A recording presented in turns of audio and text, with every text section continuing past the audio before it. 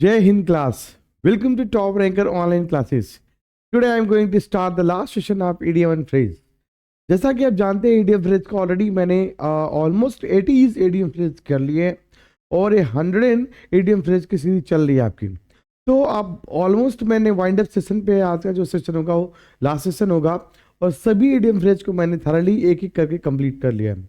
जैसे आप देख सकते हैं आउट ऑफ द साइड है ना, इट्स कूल वाटर है ना, कूल वेदर, एकदम मस्त तरीके का वेदर है और आज आप लोग एंजॉय कर सकते हैं वेदर कंडीशन, क्योंकि ठंडी में ठंडी नहीं पड़ेगी तो क्या पड़ेगी भाई, है ना। So let's start today session और ये इडियम फ्रेज के माध्यम से हम गर्म माहौल पैदा करते हैं। क्लियर है? तो लेट्स स्टार्ट टुडे सेशन। आज जो सेशन होने वाला है ये लास्ट आपके इडियम फ्रेज चलने वाले हैं। इसमें देखिए आपके ध्यान से, ठीक है। कह रहा है कि पहला जो आपका इडियम फ्रेज आपके सामने जा रहा है वो है आपका you and cry. You and cry मतलब होता है आपका शोर करना, शोरगुल, शोर शराबे करना या चिल्लाहट मचाना, उसको बोलते हैं यू एंड क्राई। ओके, तो on seeing a snake the students made hue and cry. कह रहा है कि सांप को देखते ही बच्चों ने क्या किया है, पूरा का पूरा माहौल कैसा कर दिया है। सीइंग ए स्नेक, आप देख सकते हो ये बच्ची तो बिल्कुल डरी नहीं है, लेकिन ये जो स्नेक को देखते तुम जैसे बच्चे होते हैं वो क्या हो जाते हैं, यू एंड क्राई, है नहीं, पूरा शोरगुल मचा देते हैं, भगदड़ मचा देते हैं, उसको बोलते हैं we call it hue and cry. Okay, hue and cry, ठीक है। क्लैमर मतलब होता है कि शोरगुल करना या चिड़चिड़ाहट मचाना। On seeing a snake the students made hue and cry. Okay, so let's talk about next one. Okay, hit below the belt. Hit below the belt that mean आपका क्या होगा, ये देखते हैं हिट बिलो द बेल्ट, इसका मतलब क्या है आपका, देखिए ध्यान से। हिट बिलो द बेल्ट इसका मतलब धोखे से मारना, किसी को धोखे से जब मारता है। इन ओल्ड डेज है ना, in old days soldiers never hit below the belt, है ना। जो पहले की लड़ाई हुआ करती थी राजा महाराजाओं की या जो भी वीर पुरुष हुआ करते थे, दे नेवर है ना चीटेड यू, दे नेवर है ना बिट्रॉय यू, कभी भी धोखा नहीं देते थे, हमेशा क्या करते थे है ना सीने से। और वो बोला जाता था कि आपको इतने टाइम पे, इतने फिक्स टाइम पे आपको लड़ाई करना है, वो कभी धोखे से नहीं मारते थे। तो वही कह रहा है कि दे नेवर बिलो बेल्ट, है ना, हिट बिलो द बेल्ट, वो कभी भी किसी को धोखे से नहीं मारते थे बल्कि बिल्कुल सामने से मारते थे। जो पहले की लड़ाई हुआ करती थी वो सामने से बोल के आपको मारा जाता था, पूरा करना अच्छे तरीके से, ठीक है। ये लड़ाई थी। आज के 90% लोग कैसे हैं, चीटर हैं, दे ऑलवेज चीट यू, है ना, और धोखे से मारते हैं, बहुत ही, है ना, ये गलत है। अगर आपको मर्द हो ना तो आपको क्या करना चाहिए, सामने से मारना चाहिए, ना कि धोखे से मारना चाहिए। सो बात समझ में आ गई होगी। Never, you should not hit below the belts, है ना, you should never hit the, है ना, हिट बिलो द बेल्ट्स, तुम्हें कभी, है ना, धोखे से नहीं मारना चाहिए। आगे देखते हैं। हैव अ स्टेक, ये आपका कौन सा है, हैव अ स्टेक मतलब होता है दाव पर लगाना। स्टेक मतलब क्या होता है, दाव पे लगाना, यानी कि जब तुम अपना सब कुछ क्या करते हो, एकदम दाव पे लगा देते हो। देखो इसने क्या किया है, अपनी सभी प्रॉपर्टी को दाव पे लगा दिया है। इसका मतलब है foreign investor have a 20% stake in company. कह रहा है कि उसने अपना जो फॉरेन इन्वेस्टर जो विदेशी इन्वेस्टर है, उसने हैव 20%, है ना, have a 20 stake in the company. कह रहा है कि 20% जो स्टेक है उसका उसने कहाँ पे लगा दिया है, कंपनी में अपना दाव पे लगा दिया है। बात समझ में आ गई होगी। नेक्स्ट कह रहा है in black and white. In black and white का मतलब होता है लिखित रूप से, रिटेन। क्या होता है, रिटेन, जो लिखित तौर पे होता है, जो आप लिखित तौर पे देते हैं। देख सकते हैं यहाँ पे ब्लैक एंड व्हाइट मतलब क्या होता है ना, लिखित तौर पे एकदम, है ना, बुक वाइज बुक, जो है ना लिखित तौर पे।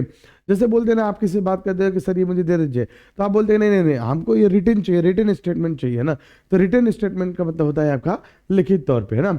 ही confessed his crime in black and white, उसने अपने क्राइम को लिखित तौर पे एक्सेप्ट किया है। जैसे आप पुलिस में जाते हैं तो आप बोलते हैं कि आप बोल देते हैं, तो ऐसा नहीं, आपको क्या होता है ना, बयान देना पड़ता है, उस बयान को लिखा जाता है, उसको बोलते हैं black and white. In black and white मतलब होता है लिखित तौर पे।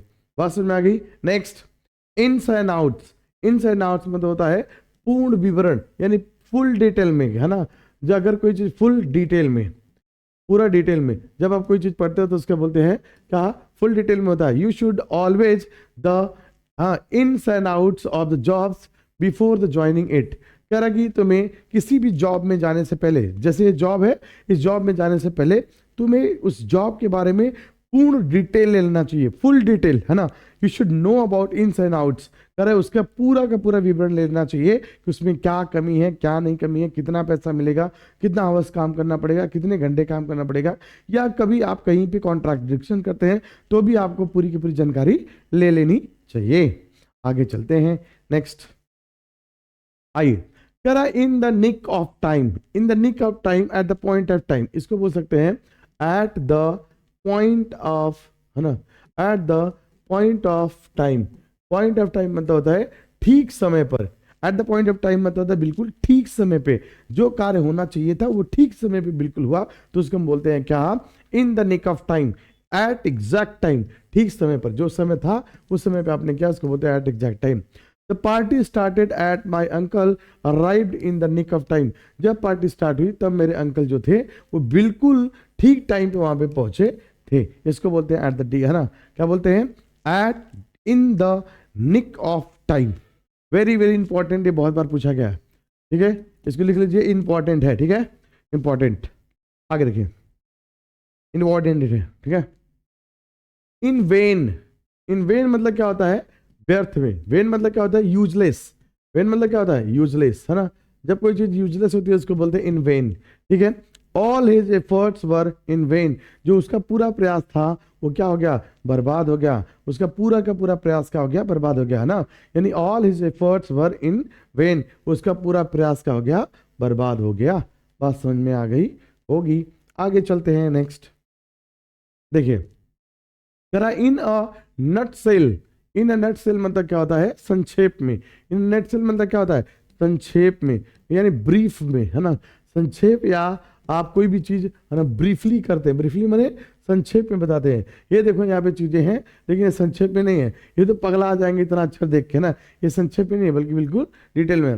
Tell me this story in a nutshell. Nutshell मतलब क्या होता है, इन अ नट सेल मतलब होता है संक्षेप में, यह जो कहानी मुझे थोड़ा संक्षेप में सुनाइए, संक्षेप में बताइए। बात समझ में आ गई होगी।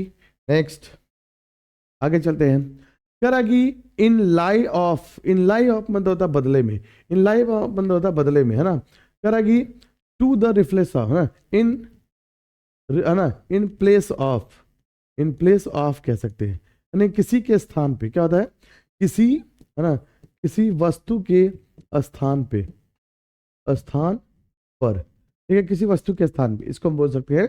देखिए कह रहा है कि क्या, ये देखिए ध्यान से, कह रहा है the shopkeeper paid cash, shopkeeper paid cash in lieu of his dishonoured cheque, जो उसका डिसऑनर्ड चेक था, वो चेक जो बेकार हो गया था, उस डिसऑनर्ड चेक के जगह पे उसने उसके जगह पे कैश पेमेंट किया है, ठीक है, तो उसके, है ना, इन लाई ऑफ मतलब कहता है, इन लाई ऑफ मतलब था के बदले में या के स्थान पर। बात समझ में आगे होगी। आगे चलते हैं, in cold blood, in cold blood में होता है विदाउट एक्साइटमेंट, बिना उत्तेजना के, है ना, बिना उत्तेजना के। He killed Sohan in cold blood, उसने क्या किया है, उसको बिना उत्तेजना का उसको मार दिया। जैसे आप गला दबा के किसी का मार देते हैं या किसी को घसीट कर मार देते हैं, जिसको उत्तेजना नहीं देने देते हैं, उसको बोलते हैं इन ए कोल्ड ब्लड। ही, है ना, he killed Sohan in cold blood, उसने सोहन को कोल्ड ब्लड मार दिया है। कोल्ड ब्लड मतलब होता है ना, बिना उत्तेजना के। बात समझ आ गया। कोल्ड मतलब क्या होता है, आप समझ सकते हो, कोल्ड माने ठंडा, ठीक है, ठंडा होता है। अब ब्लड माने क्या होता है, ब्लड माने खून होता है आपका, तो यानी ठंडे खून में मार दिया, यानी कि बिना उत्तेजना के, है ना। अगर आपका खून गर्म है तो क्या होते हैं, उत्तेजित है, और ठंडा खून है तो आप उत्तेजित नहीं है। बात समझ आ गया। इन फुल स्विंग, वेरी अटैक, है ना, एक्टिव। इन फुल स्विंग मतलब होता है पूरे, है ना, पूरे जोश में, क्या होता है, पूरे जोश पर, है ना, कह रहा इन अ फुल स्विंग। आगे देखिए, the teacher work in our college in a full swing, जो हमारे कॉलेज में जो टीचर हैं वो पूरे फुल स्विंग में काम कर रहे हैं, यानी वेरी एक्टिव, बहुत एक्टिव होकर मेरे कॉलेज में बच्चे जो स्टूडेंट हैं, यानी कि जो टीचर है वो काम कर रहे हैं। Correct, the teacher work in our college in in full swing, यानी पूरे स्विंग में काम कर रहे हैं।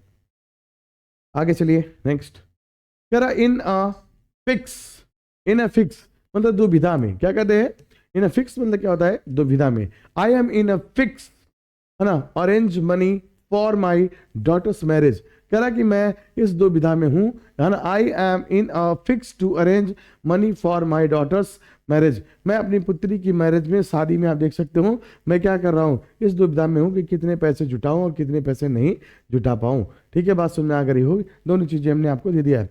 ये जो शादी है, शादी का जोड़ा जो देख रहे हो, और ये पैसे हैं।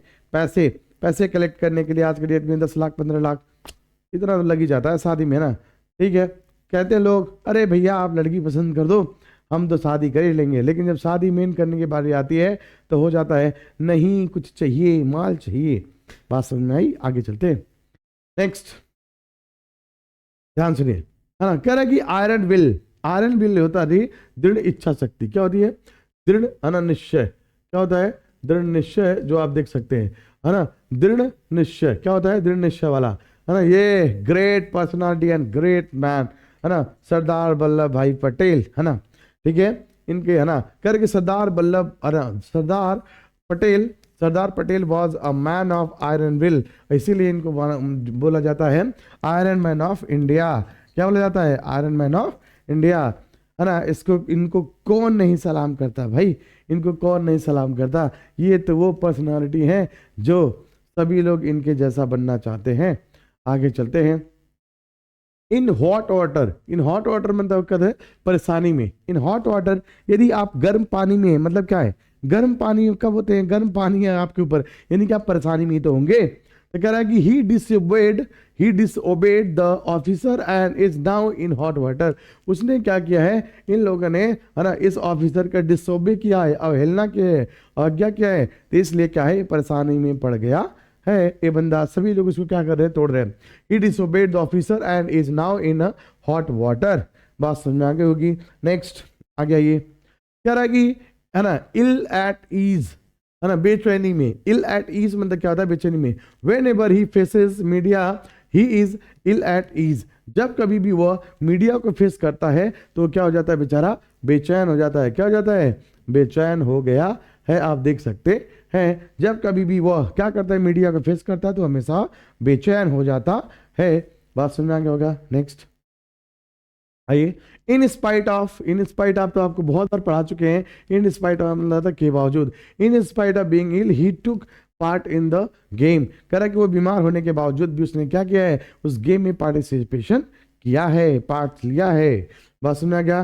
नेक्स्ट कह रहा कीप कंपनी विथ मतलब होता है साथ में रहना या संगत में रहना। You will repent if you will repent if you keep company with the gamblers. कह रहा कि यदि तुम गैम्बलर्स या, है ना, जुआड़ियों के साथ में, किसके? जुआड़ियों के साथ में रहते हो तो तुम जरूर रिपेंट करोगे, यानी अपने आप को पछताओगे। रिपेंट मतलब क्या होता है? पछताना।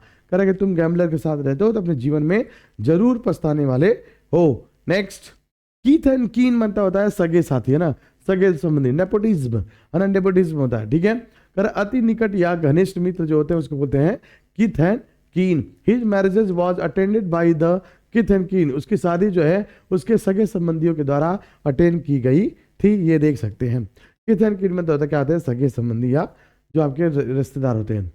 काइंड टू, आप देखो 100 के 100 हमने कितना मार दिया है? 100। सेंचुरी हमारी पूरा हो गई रे बच्चा लोग। कितनी सेंचुरी जो आपकी थी वो हमने पूरा कर लिया है। आज फाइनली ये हमारा ईडीएम फ्रेज को हमने धुआं कर दिया है। इसी ईडीएम फ्रेज से आपको हम फंसा के दिखाएंगे, देख लीजिएगा। ये ईडीएम फ्रेज छाप के दिखाएंगे अपनी वीडियो से कि देखो ईडीएम फ्रेज आया है कि नहीं। कि, है ना, काइंड टू मतलब होता है ना, के प्रति दयालु या दयालु होना। We must be kind to animals. हमें किसके? जानवर के प्रति दयालु होना चाहिए। बात समझ में आ गई होगी। इस चित्र के माध्यम से आप देख सकते हैं कि वह उस जानवर के प्रति क्या है? कीथ है ना, क्या है? काइंड है। इस प्रकार से हमने 100 कितने ईडीएम फ्रेज को धुआं कर दिया है, यानी हमने खत्म कर दिया ईडीएम फ्रेज को। 100 ईडीएम फ्रेज हमने खत्म कर दिया है। और वीडियो आप देखते रहिए, इसी जगह से हमारा पूरा का पूरा क्या हो जाएगा? आपका जो अपकमिंग बोर्ड एग्जाम है उसमें से आपके एग्जाम में आ जाने वाले हैं। ठीक है, so let's find the session for today and जय हिंद। ठीक है, चलिए अब हम नेक्स्ट सेशन के साथ में मिलते हैं। हमारी ये सीरीज जो चल रही है आपके लिए, स्पेशली क्लास 11 एंड 12 के लिए जो कंटिन्यू है, ये हमेशा रहती रहेगी। और इस प्रकार से हम आगे बढ़ते रहेंगे. So let's wind the session for today.